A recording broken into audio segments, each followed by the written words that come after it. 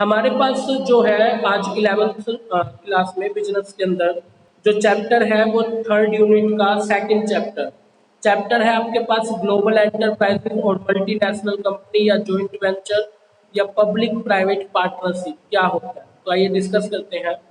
First of all आपको दे रखा है MNC, meaning of MNC, multinational companies क्या होती है। एमएनसी की फुल फॉर्म क्या है? Multinational company.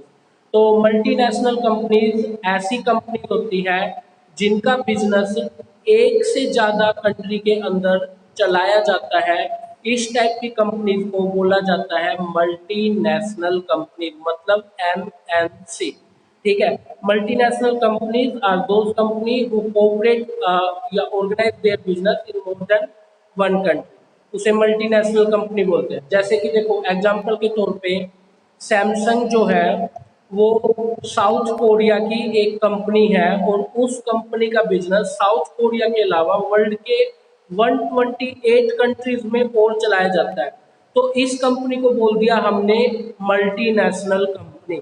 जैसे इंडिया की रिलायंस इंडस्ट्री है, वो इंडिया के अलावा और भी वर्ल्ड के बहुत सारी कंट्रीज में अपना बिजनेस चलाती है। It is multinational company. जैसे टाटा कंपनी होगी, ठीक है, इन्फोसिस, ये इंडिया की कुछ कंपनी है जो इंडिया के अलावा इंडिया के बाहर भी बिजनेस करती है। तो इस टाइप की कंपनीज को बोला जाता है एमएनसी। ठीक है। एमएनसी के आपके पास में अगर हम फीचर्स की बात करें, first of all centralize management. Centralize management क्या होता है एमएनसी में? जैसे देखो मैंने आपको क्या बोला, रिलायंस इंडस्ट्री है इंडिया की कंपनी और इंडिया के अलावा ये वर्ल्ड के बहुत सारी कंट्रीज में बिजनेस करती है। लेकिन वो वर्ल्ड की किसी भी कंट्री में काम करे, लेकिन उसका जो मैनेजमेंट है वो इंडिया से किया जाएगा। जैसे कि अगर रिलायंस इंडस्ट्री का कोई ब्रांच अमेरिका में काम कर रहा है तो उसका मैनेजमेंट वो इंडिया से किया जाएगा। इंडिया से, इंडिया के जो भी, जैसे रिलायंस इंडस्ट्री के मालिक मुकेश अंबानी है, तो मुकेश अंबानी ही जो है वो ओनर है अमेरिका में खुली हुई कंपनी के भी, और वो इंडिया में बैठे हुए वहाँ की कंपनी के लिए भी जो है ऑर्डर्स देंगे और काम करेंगे। तो वहाँ पे मैनेजमेंट क्या हो गया? सेंट्रलाइज, मतलब एक जगह से मैनेजमेंट ओवरऑल सभी के लिए किया जाता है। जैसे सैमसंग कंपनी का जो मैनेजमेंट है वो साउथ कोरिया में बैठी हुई सैमसंग का जो हेड ऑफिस है वहां से किया जा रहा है। World wide spread of business, इस टाइप के बिजनेस जो है पूरे वर्ल्ड में जो है अपनी ब्रांचेस खोल सकते हैं। जैसे सैमसंग हो गया, एलजी हो गया, वर्लपूल, आपके पास ओडी, बीएमडब्ल्यू, ये ऐसी कार है, इन्होंने अपने बिजनेस पूरे वर्ल्ड में जो है वो बनाए हुए हैं। पूरे वर्ल्ड में इनके बिजनेस जो है चलाए जाते हैं। ठीक है। Next one is better quality product. MNCs जो है आपको अच्छी क्वालिटी का गुड्स देती है, इसी वजह से वो एमएनसी है। देखिए अगर एमएनसी का प्रोडक्ट आपको अच्छी क्वालिटी का ना मिले ना तो वो कंपनी अपना बिजनेस मोर देन वन कंट्री में कभी चला ही नहीं पाती, क्योंकि जहां भी चलाएगी वहां पे लोग उसका प्रोडक्ट खरीदना बंद कर देंगे, तो अपने आप लॉस में जाएगी वो कंपनी, तो बिजनेस को चला ही नहीं सकती। तो हम ये मान के चलते हैं जो एमएनसी कंपनी होती है इनका जो बिजनेस होता है ये वर्ल्ड वाइड होता है, बेटर क्वालिटी गुड्स प्रोवाइड करते हैं। तो बेटा जिसने भी अपनी वीडियो ऑन की हुई है तो एक बार अपनी वीडियो को जरूर ऑफ कर लीजिए। ठीक है। तो ये पीयूष आपकी वीडियो ऑन है तो वीडियो ऑफ कर लीजिए। ठीक है। किसी को भी कोई डाउट आता है तो वो अपना साथ के साथ पूछता रहेगा, कोई भी पॉइंट आपका पीछे से रह जाता है तो पूछिए प्लीज, मैं उसका सोल्यूशन आपको दे दूंगा। ठीक है। नेक्स्ट वन इज जो है आपके पास में पीयूष, आपने वीडियो ऑफ नहीं किया, एक बार वीडियो ऑफ कर लो। नेक्स्ट वन आपके पास में लार्ज साइज, इस टाइप के जो एमएनसी कंपनी होती है उनका बिजनेस जो है लार्ज साइज के ऊपर किया जाता है, बहुत बड़े स्केल के ऊपर प्रोडक्शन करते हैं। जैसे इन्होंने एक बोला हुआ है, एग्जाम्पल के तौर पे दिया भी हुआ है कि रिलायंस इंडस्ट्री का जो बिजनेस है अप्रोक्स $110 बिलियन का है, $110 बिलियन। ठीक है। और इंडियन करेंसी में देखिए तो ये 8,16,348 करोड़ रुपए का हो गया। ठीक है। और इसकी जो ब्रांचेज है ये 195 ब्रांच, 195 ब्रांचेज और मोर देन 36 कंट्रीज में इसकी ब्रांचेज काम कर रही हैं। ठीक है। नेक्स्ट वन इज एमएनसी का फीचर ये है कि इंटरनेशनल मार्केट को असेस करता है, इंटरनेशनल मार्केट को ये कैप्चर करने का काम करता है। इंटरनेशनल मार्केट मतलब नेशनल से ऊपर, मतलब इंटरनेशनल का वर्ड का मीनिंग ही क्या हो गया, मोर देन वन कंट्रीज में जो है ये बिजनेस चलाया जाता है। स्पेशल अटेंशन टू एडवर्टीजमेंट, इस टाइप के बिजनेस एडवर्टीजमेंट के ऊपर बहुत सारा खर्चा करते हैं, और ठीक है, और अच्छा काम करते हैं। एमएनसीज को इवेल्युएट किया गया है, एमएनसीज के कुछ एडवांटेज और डिसएडवांटेज बताए हुए हैं। ये थोड़ा सा टॉपिक आपने 10th क्लास में भी जरूर पढ़ा होगा, ठीक है, तो मैं एक बार आपको रिवाइज भी करा देता हूँ। एमएनसी का एडवांटेज ये है, एक तो फॉरेन इन्वेस्टमेंट आपका इंक्रीज हो जाता है, ठीक है, एमएनसी के थ्रू आपकी जो फॉरेन इन्वेस्टमेंट है वो बढ़ती है। देखो इंडिया में अगर बाहर से कोई कंपनी इंडिया में काम करने आएगी तो इंडिया में कितना सारा फॉरेन इन्वेस्टमेंट आएगा, जैसे सैमसंग, ठीक है, एलजी, ओडी, बीएमडब्ल्यू, फोर्ड, ये कितनी बड़ी बड़ी कंपनीज इंडिया में काम करती है, तो इट्स मीन इंडिया में कितना फॉरेन इन्वेस्टमेंट जो है चल रहा है। क्लियर है। Next one is employment, employment बढ़ती है एमएनसी की वजह से, जो है एम्प्लॉयमेंट बहुत ज़्यादा बढ़ती है। जैसे एग्जांपल के तौर पे देखो, सैमसंग इंडिया में कितने तरह के इलेक्ट्रॉनिक गुड्स बेचता है, like TV, fridge, mobile phones, अलग टाइप में। तो इन दैट केस देखो कितनी सारी तो फैक्ट्री में इंडियंस को काम मिल रहा होगा, कितने उनके रिटेलिंग में, एडवर्टीजमेंट में, मतलब हर जगह पे जो है ये कितने सारे लोगों को एम्प्लॉयमेंट मिल रहा है। तो एक एमएनसी से बहुत सारे लोगों को एम्प्लॉयमेंट मिलती है। प्रॉपर यूज ऑफ रिसोर्सेज, ज़्यादा से ज़्यादा एमएनसी होने की वजह से रिसोर्सेज का यूज ज़्यादा से ज़्यादा बढ़ जाता है, और ये हमारे लिए एक अच्छी चीज़ है, ठीक है। टेक्निकल डेवलपमेंट होता है, क्योंकि देखो जो भी एमएनसी आएगी नई टेक्नोलॉजी के साथ काम करेगी, नई टेक्नोलॉजी के साथ काम करेगी तो आपके देश में अच्छी अच्छी टेक्नोलॉजी की गुड्स बनने लग जाएंगी, ये भी आपको बेनिफिट होगा। End of local monopoly, monopoly होता है एकाधिकार। देखो अगर आपकी कंट्री में एमएनसी नहीं हुई, जैसे देखो आपकी कंट्री में इस टाइम मोबाइल बेचने वाली कौन कौन सी कंपनी है, एमआई, ओप्पो, वीवो, एप्पल, ठीक है, रियलमी, माइक्रोमैक्स, लाइफ, अगर ये बात करें, मैंने 7-8 ब्रांड के नाम आपको दिए। उन 7-8 में इंडियन कंपनी कौन सी है, इंडियन तो सिर्फ एक लाइफ और एक माइक्रोमैक्स, सिर्फ दो ही है, बाकी सब तो एमएनसी है।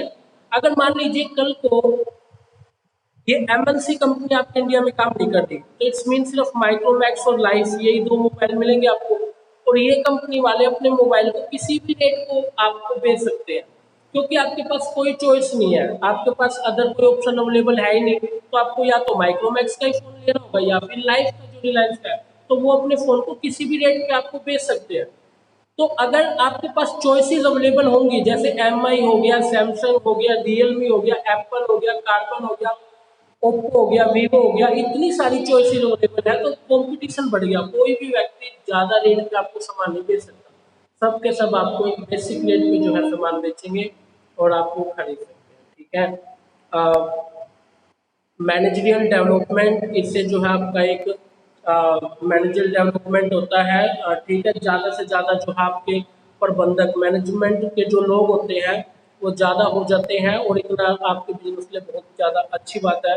इंक्रीज इन एक्सपोर्ट, अगर देखो प्रोडक्शन ज़्यादा होगा तो एक्सपोर्ट भी क्या होगा, ज़्यादा होगा। इंडिया में बहुत सारी ऐसी कंपनीज हैं जो इंडिया में रिसोर्सेज का यूज़ करके उन रिसोर्सेज से फिनिश गुड बनाती है और जो है बाहर बेचने का काम करती है। जैसे देखो एक एग्जांपल मैं आपको बताता हूँ, मेरा एक फ्रेंड है, वो काम करता है यहाँ पे मानेसर में, एक बीएमडब्ल्यू बाइक का भी प्लांट लगा हुआ, और वो उसमें काम करता है। तो मैंने उससे पूछा, यार इंडिया में इतनी महंगी बाइक को तो कोई नहीं खरीदता, और तुम कहते हो डेली बेस पे प्रोडक्शन करते हो, डेली बेस पे हजारों बाइक बनाते हो, तो वो बाइक जाती का है।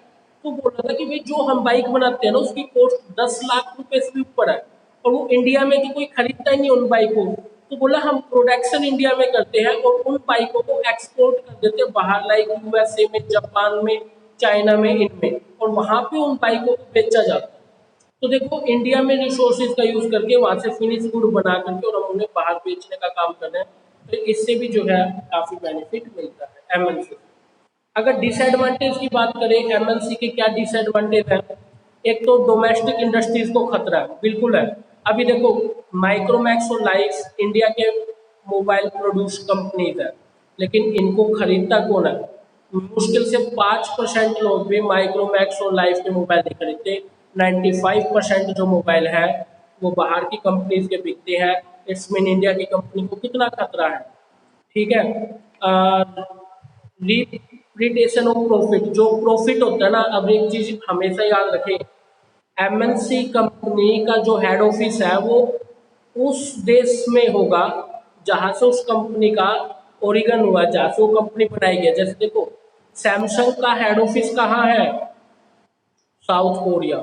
रिलायंस का हेड ऑफिस कहाँ है? इंडिया में। ठीक है। वॉलमार्ट एक बड़ी रिटेलिंग कंपनी है, इसका हेड ऑफिस कहाँ है? यूएसए में है। एमआई का हेड ऑफिस कहाँ है? चाइना में है। ये जहां उनका हेड ऑफिस होता है, is mean they are the parent country. Parent country मतलब वहां पे उस कंट्री का जन्म हुआ है।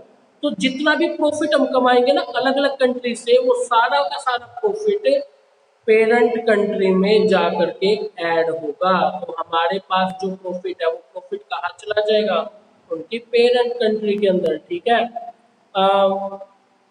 इंटरवेंशन इन लोकल पॉलिटिक्स, एमएनसी कंपनीज के अंदर जो होता है ना, गवर्नमेंट का काफी इंटरफेयर रहता है। जैसे इंडिया की कभी कंपनी अगर विदेश में जाके काम करेगी तो वहाँ की जो गवर्नमेंट होगी वो काफी इंटरफेयर करती है गवर्नमेंट के इस काम में, कि भाई आप लोग ये ऐसा बिजनेस कर रहे हो, क्या इसका ऑब्जेक्ट है, बताओ कैसे काम कर रहे हो, एटसेट्रा एटसेट्रा। ठीक है। एक्सप्लोइटेशन ऑफ नेचुरल रिसोर्सेज, कई बार एमएनसी कंपनी जो है वो आपके नेचुरल रिसोर्सेज का बहुत ज़्यादा एक्सप्लोइटेशन भी करती है, क्योंकि देखो ऑब्वियसली है, एमएनसी कंपनी काम कर रही है दूसरी कंट्रीज में जाके, और दूसरी कंट्रीज का भलाई रिसोर्सेज का लॉस हो, वे लोग इस चीज़ को नहीं मानेंगे। ठीक है। वे लोग तो भलाई लॉस होता होगा तो कर देंगे आपकी कंट्री का लॉस। ठीक है। No benefit to the poor people, MNC company से पुअर पीपल को कोई बेनिफिट नहीं मिलता। वो ऑब्वियसली आपको पता ही है, एमएनसी कंपनी के प्रोडक्ट इतने महंगे होते हैं, पुअर पीपल तो उन प्रोडक्ट को परचेज कर ही नहीं पाता, तो पुअर पीपल्स के लिए उसका कोई खास बेनिफिट भी नहीं होगा। क्लियर है? होप सो आपको समझ आ गया होगा, जितने भी स्टूडेंट्स वीडियो में जुड़े हुए हैं। ठीक है।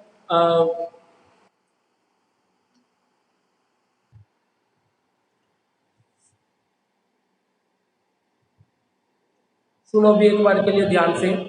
नेक्स्ट वन हमारे पास दे रखा है जॉइंट वेंचर। जॉइंट वेंचर क्या होता है? It refer to that partnership in which company share investment, risk management, profit in the development, production और selling of product. Joint venture क्या होता है? जॉइंट वेंचर के अंदर पहले से एग्जिस्ट दो फर्म आपस में मिल करके एक बिजनेस करती है, और उस बिजनेस में जितना भी प्रॉफिट होगा, जितना भी लॉस होगा, वो आपस में बांट लिया जाता है। एग्जाम्पल के तौर पे जैसे मारुति सुजुकी, मारुति जो है वो इंडिया की कंपनी है, सुजुकी जो है जापान की कंपनी है, और दोनों ने जॉइंट वेंचर किया हुआ है। मारुति और सुजुकी दोनों ने जॉइंट वेंचर किया हुआ है।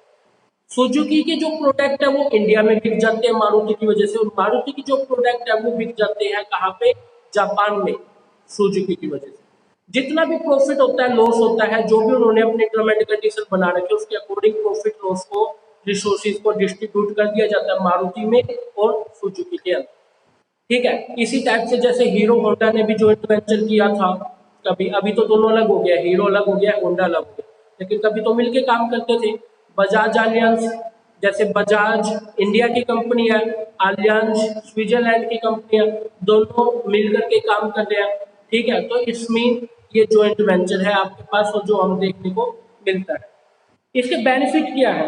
जॉइंट वेंचर के बेनिफिट एक तो ये है आपको कि इजी एंट्रीज हो जाती है डिफरेंट ओवरसीज मार्केट में। जैसे देखो, अगर सुजुकी को इंडिया में बिजनेस करना होता तो उसे इंडिया में प्लांट लगाना पड़ता, फैक्ट्री लगाना पड़ता, उसे जो है नई नई चीजों को ढूंढना पड़ता, तब जाके बिजनेस कर पाता। लेकिन सुजुकी को एक बेनिफिट मिल गया मारुति के साथ काम करने पे, कि उसे पहले से जमे जमाए प्लांट, फैक्ट्री, लोगों का विश्वास एकदम डायरेक्टली मिल गया। तो वहां पे मारुति सुजुकी एक होने से सुजुकी को बेनिफिट मिल गया इंडियन मार्केट का, और मारुति को बेनिफिट मिल गया फॉरेन मार्केट। क्लियर है?